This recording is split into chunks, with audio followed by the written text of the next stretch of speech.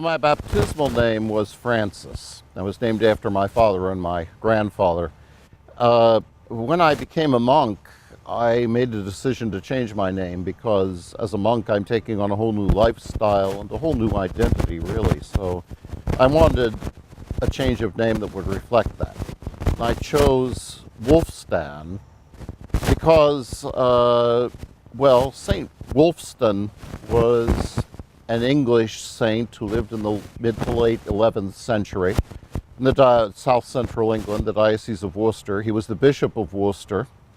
Wulfstan was a monk of a prominent abbey in southern England and the abbot of that abbey for a few years before becoming Bishop of Worcester. He was known for his holiness. He was known for his activity on behalf of the poor, bringing an end to a thriving slave trade in northern England, and also for his fasting, which I don't really resemble him that much, and he was also known for his sense of humor. I learned about St. Wulfstan when I was studying for my PhD at Notre Dame. My specialty is medieval literature, and with a specialty in Anglo-Saxon or Old English. And I learned about Wulfstan, St. Wulfstan, while I was studying. And when I went under vows, I wanted to take a name that would represent my Benedictine calling, represent my professional calling too, and would also stand out. And Wulfstan seems to fit that.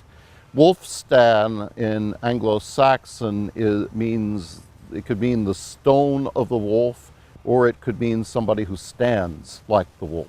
So it was actually quite a common name in Anglo-Saxon. I should say that since it was Anglo-Saxon or Old English, it was spelled W-U-L-F. And the W-O-L-F is more German. But, that's a detail. Well, most basically, I think my change of name represented my taking on a new identity. And since St. Wulfstan was a monk, it was especially appropriate for me to take it as a monastic name. And as I said, he was known for his, not kindness for insects necessarily, but he was known for his kindness to the poor, for his sense of humor, and for some very pastoral consciousness. And he was someone I wanted to model my life after.